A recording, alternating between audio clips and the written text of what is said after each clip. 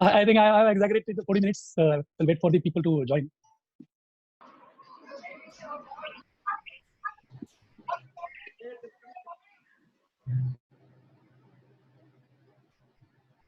I'll not take much time. I'll take next around 5 to 10 minutes. Yeah, Shashi, you can continue now. Okay. Anyway, gentlemen, now looking at today's scenario, we are prepared for the act of bioterrorism or a biological warfare, or in layman's language, I will call it as a germ war. There have been several sporadic incidents of bioterrorism in past, like anthrax litter in US killing 5 people in 2001. In India also, we had a few suspected bioterrorism incident, like 1994 plague attack on the Surat, then 1996 dengue fever in the Delhi, then 2001 Deputy Chief Minister of Maharashtra received an envelope having anthrax culture. So all doctors will, in fact, will agree with me. In India, we have very less biosafety labs for the diagnosis of the BSL-4. BSL-4 is basically a severe. We also are lacking in the integrated ambulance network. There is no ambulance system with advanced life support in case of these biological or bio attack. I'll not go much in detail because I'm also not qualified for this thing. Any good doctor can tell you in better words. Now, what we should do at our level in case of earthquake or a flood, we have got option to hide under the some strong building or to run to the safe zone. But in a bio attack, we can't have any such type of options. Only prevention is the option. Now, what are the things we need to take care? First and foremost is personal cleanliness. Take a daily bath. It sounds a little odd, but take a daily bath. In fact, take morning, evening, in case of such situations. Hand hygiene. Keep washing hands before, after passing stool or after coughing, sneezing. Eat nutritional and balanced diet. Prevent overcrowding. Stay at a good ventilated places. Protect yourself from extreme hot or extreme cold. Then health education is the only best prevention. Keep a track of government reports. Very important. Then encourage to drink boiling water. Store water in a narrow mouth container, which earlier the village used to keep it in the kalshi or that what you call matka. Ensure the meal is cooked thoroughly, especially those who are the non-veg guys. Now this is all about the biological disaster what we needed for the today. At the end, my dear Ajinkyans, what is going to happen is going to happen. No one in this world has the power to stop this national disaster. Only what we can do is try and reduce or mitigate reduce at a certain level. That's what we can do. So at the end, once again, I thank all Ajinkyans for listening me for last 35 to say 45 minutes. I also have tried by my best to share the best of my experience or by reading some articles or books. Let us pray that you and your family stay safe and sound. With this, I finish. Jai Hind, Jai Maharashtra. If you have got questions, you can answer. You can throw it just now or at the end of the session or the second session. Whatever choice. Thank you, Shashi. Let's have the question answer session post Sanjay Patil sir's session. Yes, right? Sure. So sure. Yeah, thanks for a wonderful session, Shashi. Yeah, thank you. Thank you very much. Yeah, now we have Wing Commander Sanjay Patil. Okay, everyone must be knowing him because, like say, he was very crooked school captain of our time. Okay, so we had lot many like say this thing punishment from batch.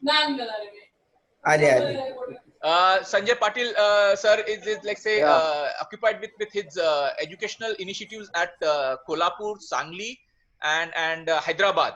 So he's going to talk on about like say challenges in education in rural areas. So thank you sir, and then like say I request you to take over the session. Thank you. Yeah, thank you, Shashi. I hope I'm audible. Yeah. Okay. Good evening, everyone. Maybe, yeah, my introduction by Shashi is right. 1990 school captain, and my name was still known till 2000. Who was the 1990 school captain? Okay. So, anyways, that's beside the point. 90 I school finished. 93 I graduation finished. Could not clear that ND and all that. So went through direct entry to Air Force. Joined Air Force in 1994 for training. 95 commissioned. 2015 completed 20 years, and April 16 I left Air Force. This is brief about me. Okay, as Air Force is concerned. During the 14th year of my service, I was looking forward to go for a second career, and I thought maybe education is one sector where I can launch myself, and started taking on things as per that. Like I was only a BSc student before that, and got into maybe little more of qualification development and all that. So I completed my MS in psychology, PG diploma in guidance and counseling, and MBA HR. These three degrees I did after while being in service. Now, why this topic of development of challenges faced while developing the education institutes in rural area? Basically, most of us generally start launching ourselves toward the city and city area. Whenever we try to see opportunities in cities, because of course there are opportunities in cities. So we start launching ourselves that side, and we really don't know how the things actually work in in the rural. As far as when I thought of making a school in this area, I initially was talking about making a school in Sangli. But then when I did a survey of complete district, I realized that Walwa Islampur area, if you know the map of Sangli district, Walwa Islampur area, you'll find people are of different nature. Then you come to Tasgaon, Vita, Sangli, this belt, you'll find people are different. Go to Kautimanka side, and Kautimanka in that area you'll find different. And you go to Zat, that is extreme east of Sangli district, you find people are different. That means the rural belt as such is different at every 30 kilometers. Because I think that is how we've been brought up. The diversity of the country, we say, is like this. And if you go to micro level, you'll find all these things have all these things. If you study and if you really get into survey of things, you'll find all these things are different at different stages. Basically, to start this CBSE school, let me tell you frankly, when I started talking about this CBSE school in our area, our place as such, people didn't know about didn't know about the full form of CBSE. It started from there. Let me tell you, there must be some government officers in on this group also. But let me apprise you that there was some the government officers, particularly in education section as such, didn't know that CBSE starts from first standard. So it was that kind of level when we started, we launched ourselves in this area. Now it was a challenge. Of course, it's a challenge to come to rural, because what's happening in city. Shashi, whatever he told us, what's happening in city, the way population has increased, and everyone is trying to go to big cities like this, and there are disasters in big cities now. So maybe coming back to rural is another, the choice for betterment, we call it. It's actually a choice for betterment, but yes, there are so many precautions we need to take, and we need to really plan ourselves how to come this side, because we have been developed, brought up in particular format, lived in a particular way of life, and then coming to rural, it's a challenge. So basically, see, as I told you, like if you see the rural area sectors, the way people behave, they talk, the language is totally. I'll tell you, even the language is different. If you talk to the people who are towards the water belt area, they have different language. Kolhapur, Walwa Islampur, they'll find something different. Come to Tasgaon, I said different. Go to Kotemanka, dry area, people are different. So when you go for education, sector as such, education as a profession in rural area, let me tell you, the basically initially though, like things are like rural area. I would say getting freebies from the government. Like you see, sector of agriculture sector, people get a lot of loans have been waived. So many things they get. So everyone feels that education is not a thing where we need to pay money for education. That is what the initial impression of people. Initial impression of the people is they need not pay for education. Education is free. But yes, how much, like education is free. Government has got the schools. It is not that schools are not there, but we know what all happens in government schools, how those things and people are nurtured, how teachers are trained. There's so many things which we know that the quality of education in government schools has been deteriorated, except a few schools where some district collectors take initiative, like we are collector Dr. Suryavanshi taking a lot of initiative in that district, and some schools are coming up. But more or less 95% people have problems in rural area for school education as such. And we now, being in cities, we have lived life of cities. There is actually a need to transfer ourselves, or maybe transfer that knowledge from city to a village. And that is where our role comes, as what we need to do, and what is our role in developing education institutes in rural area. Now, developing when you come to developing this area, first thing I told you that they have a habit of being in free education. Free in private schools is not possible, and I think you must be aware that nowadays even government, whenever you go and ask for permission for the school, government takes in writing from us that we will not ask any grant from government later also. So there is no question of getting grant from government. We ourselves have to plan what we want to do there, how we want to promote that, how to develop that, and how grow it also. So to start from there now, but at the same time, let me tell you, there is a shift to private schools. There is a shift to English medium schools. People are looking forward to get English medium schools. If they get it free, they're happy. If they don't get it free, they're ready to pay also.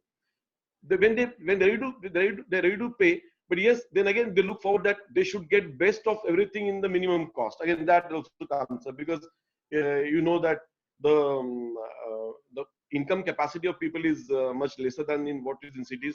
But the expenditure also is like that. So, but they are not very keen on paying. So we need to promote them. We have to actually rather counsel them why they need to pay for education. Let me tell you, when we started our school in Tasgaon, I was talking to a few of doctors in this area that we want to start a CBSE school here, and what's your opinion? They were like complaining about people not even paying their doctors' fees properly when they come to hospital. Who will pay for education? That was initial statement made by one of the doctors to me. I said, no, but education has to be brought in this area. It needs better education. Now, when you say better education, I'm not trying to compare these different boards and why these different boards are needed for what. Frankly speaking, if you study and then analyze all these boards of IGCSE, IB, then your CBSE, ICSE, and all that, and state board. Frankly, IB, IGCSE boards, if you really want, if your child really wants to go out of country after 10th standard for education, those boards are relevant. If the child is child is keen on literature part, if he is keen on literature and going into languages and literature later, then ICC can be preferred. And if your child is going to be thorough with the math, science, and typical Indian mentality, then CBSE is the best board around to educate the children. That is my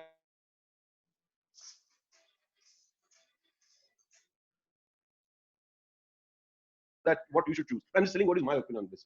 As far as state board is concerned, state board content wise, syllabus wise, there is no much of difference. See, anything you want to make children study, Newton's law will never change. I mean, it's very simple thing as such. Yeah, anything centripetal force or centrifugal force not going to change. It's only that particular concept, how it is taught to children in various boards. That's what it really matters. That is where the boards come into play, or where the role of board comes into play. Now, state board has got a typical a question answer in a very theoretical pattern. Conceptual levels are very, very less. Yes, anything? Hello. I hope I can continue in between. Yeah. Continue. Someone has unmuted. Okay. Okay, fine. So basically, the concept of the kind of study what we need to do with the boards as such. So theoretical part is more into state board. You will find practical thing increase in CBSE. All national level, as we all we know that national level exams are all conducted on the basis of CBSE syllabus. So CBSE board studies are important. That's how we can go to get into this thing. Now coming to, let's say, village level, yeah, it's a rural area. So where can we can go? we can go to taluka level. Beyond taluka, it's difficult to go because you will not get that kind of clientele for for your schools. So maybe we can plan. You can plan a taluka. You study the taluka, study the villages around. How many children from which area can come to your school? Have to do a proper survey of what can possibly happen. Paying capacity of people, schools around. This all survey needs to be done before you start to plan to open a school in a rural area. Basically, if you study all these aspects, then maybe get into a proper system where you think that yes, if you have this kind of fee structure, maybe you will able to get the clientele. Because government schools, as I told you, like government schools have their own issues, and there is as mentioning you, the shift has already started taking place in rural also, that the children are coming to private schools. English medium schools are important. They're very emotional towards the language, English language as such. They want children to speak English. They want I have seen actually parents literally emotionally bursting out while children start speaking in English. So there is a scope. There is understand that there is a scope for it. And when you plan a school, when you think about making, then yes, as I told you that yes, we need to look out for a location. Then maybe see the area, survey the area, see the people around, see the population of students in this area, and what is the maybe the income source of people who can pay. And let me also tell you, as far as the paying capacity is concerned, it is not more relevant to rural sector. Rural sector, because the people who are into lower middle class are also keen to put children to good schools, and they're ready to pay. You go more eastern towards eastern Maharashtra, you will find people have sold off their land, and they paid for children education fees. So this is a level of they expect. There's a level of expectation they have from for the good and better schools. Now once this is particularly done, now the as you when you plan a school now, particularly for CBSE school as such, when we started, it was 2-acre minimum land required to open a school. Now the financial part I'll come later. First I'll tell about the structure as how we and what we need to do. Then CBSE has 2 acres is minimum land required. You can start for any classes from pre-KG to third, fourth standard, fifth standard. Permission part also I'll tell you later. State government permission and CBSE how we need to take. First, you plan what is the financial situation you have, the financial source you have got. Accordingly, you can plan.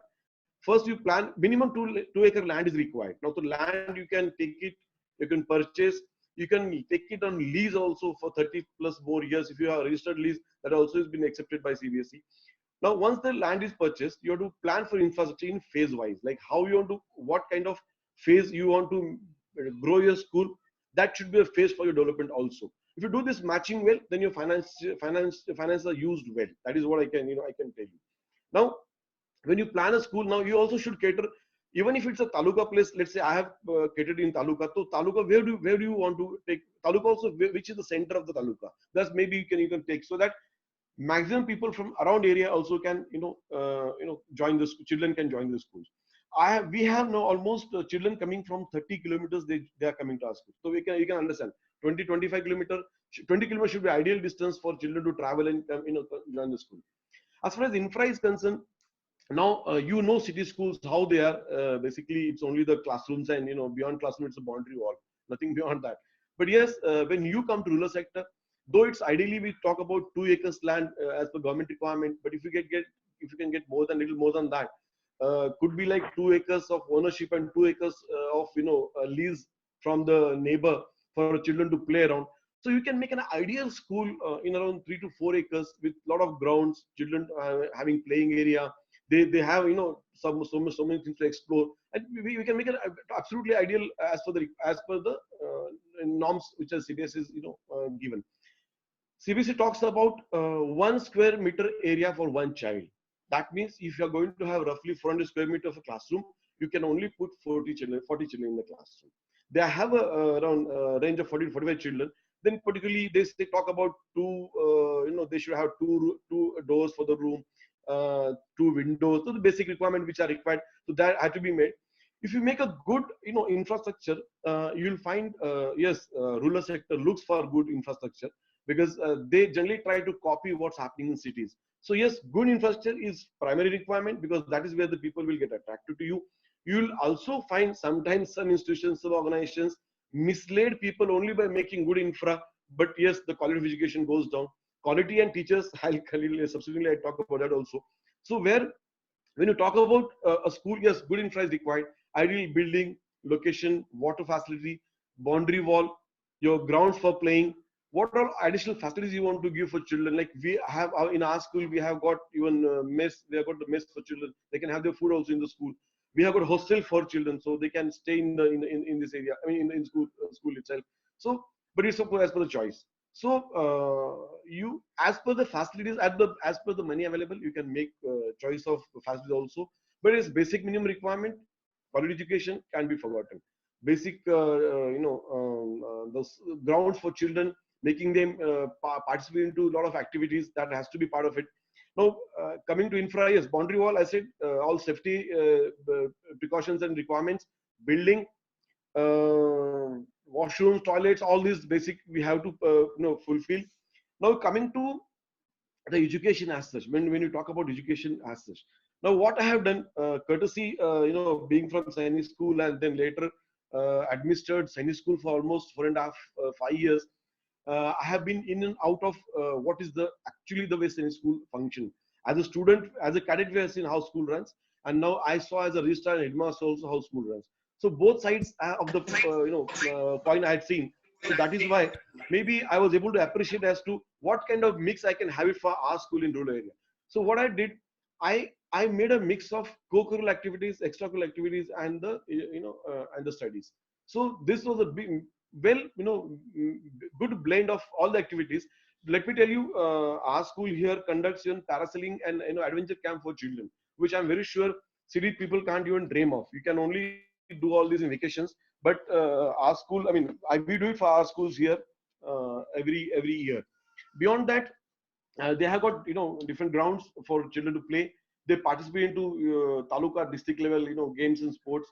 But at the same time, yes, please understand that this school is particularly for education. So sports and other facilities are as a co-curricular activities, not the sports school. When you talk about sports school, the concept is going to be totally different as such. So I'll restrict only to education school for education now. Now, yes, I had chosen a syllabus of CBSE, as I told you, like, because that is what I felt we have to promote here in this area. Last, when it came to promoting CBSE, we had to literally start from telling them the full form of CBSE. So it started from that. Later, we conducted a series of meetings for parents at every village. Like we used to go to every village to promote and tell what it is, why it is needed, why children should get into these schools, why English medium schools. It's all like, again, again, I mean, with though it's a CBSE and English medium school, but the level of Marathi subject we are not reduced. It is at the high level Marathi.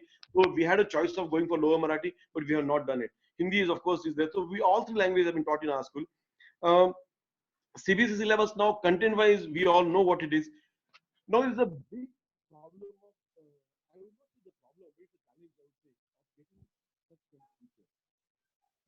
Now, teachers, you find, start searching, even today after 10 years of our school, we still don't have students who have completely studied in CBSE and they'll become teachers now. At least in our area, it'll take another 5 years for getting such kind of teachers.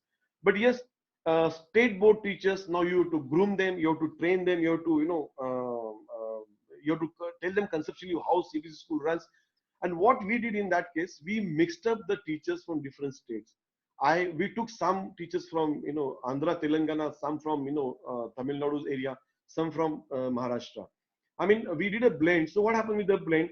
There was no typical that you must be knowing typical culture of teachers of getting united and doing a union badge and all that. So this all was, we avoided that at a much early stage of preparation. Being from different culture, different states and different places, they were all trying to mix up and start becoming a part of Anand Sagar, then becoming union kind of thing. So yes, that was one thing which we did initially. Then of course, training the teachers. What happened? We started. We had to go for training because uh, basically training for them for these children who are from the rural area. So you must have seen that some schools, some in some villages, you must have come across that they just want to get Kerala teachers and continue. They might go for some, Andhra teachers continue. It is not that. We have to blend as per our requirement of rural area. So there you should have teachers who can speak Marathi, who can speak English, and you can speak Hindi also. So that when children in classes, at least in primary class, if you can, we should have teachers who can talk both the languages, Marathi and English. Otherwise, it becomes a problem for child to understand and teacher also understand. Both ways, it's a problem.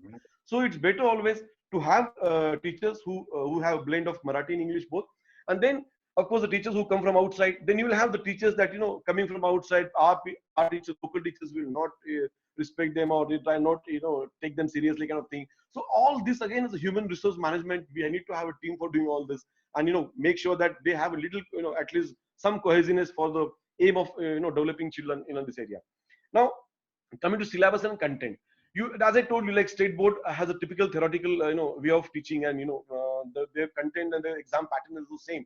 As let me mention about my my university exam during graduation. We were involved in so many other works that time. So I was just I was only taking out the 5-7 years question papers of last few years, I mean for last years, and studying from that, and I was clearing the exams very well, to the extent, let me tell you, I topped the university also with that. So I really practically didn't study graduation whole syllabus, but I could top the university. So that was the level of education what we have in this area. Now, diverting teachers from there to the CBSE syllabus, and the content has to be taught in that particular way only, so that children develop well. So we had to take a lot of sessions for teachers. We have now the system, of course, is set. We almost have 3 to 4 sessions for teachers every year. As we are growing now we had initially started up to 5th standard. Every year we started increasing one class. Now we are 12th batch. This is the third batch, 12th passing out now this year. So by now we have, of course, grown up ourselves in a particular fashion and completed everything as per requirement. We find our teach now children are, and even the score, even the academic score wise also, children are doing well. They are like getting good scores, around 90 plus, 96-97% was my 10th class toppers last year. And beyond that, they are participating in all the activities. We have games wise, we have got basketball, volleyball. We have got kho kabaddi also, because the rural games which people would like to have. Then we have cricket. We can't live without cricket. That also is there. Individual games, we have got skating kind of thing. Then those taekwondo, in karate and all that. There my children have gone up to national level, so we could develop those things also. So like there are so many activities, and they participate. We encourage them to participate. We have something indoor, indoor activities also, which children are are made to be a part of. So it's a mix of blend. We are beyond that, along with it, they're studying. So it's a they're doing good. I would say they're doing good. Now, as far as the education standard is concerned, 12th class, yes, we have a lot of challenges for 11th, 12th class now, because there's again a twist. I'll tell you one more thing, which is very, very important. State board, yeah, Maharashtra state as such, school is up to only 10th standard, and 11th, 12th is considered as a college. And if you go to CBSE, for CBSE, 11th, 12th also is a school. No, there is a psychological, impact on the children as such, not to be in school for 11th, 12th class. It's a typical thing. I mean, I was also surprised. Our 10th class children all going out for college to some other colleges rather. They were preferring state board because CBSE they found it tough. They complained that it's tough, and they went to state board because they want it easy, and something which is easy. And thereafter maybe they're studying for those prepared NEET JEE exams and all that. So if you see, now what is this is a bigger challenge. Like my own children are stopping. I mean, this is the only first year now, rather I would say, I'm able to restore my 70% children to my school. Of others are going for commerce, but till last 2 batches they were not. We had to really do a lot of counseling for the children. Now at the same time, what we are planning also, like is another thing which is getting developed now. I'm restricting this school up to 10th standard, and 11th, 12th class we're making a different campus altogether. So the children get the feel of coming in junior college as such, and maybe they also get the feel of different location, different environment. So I'm not and make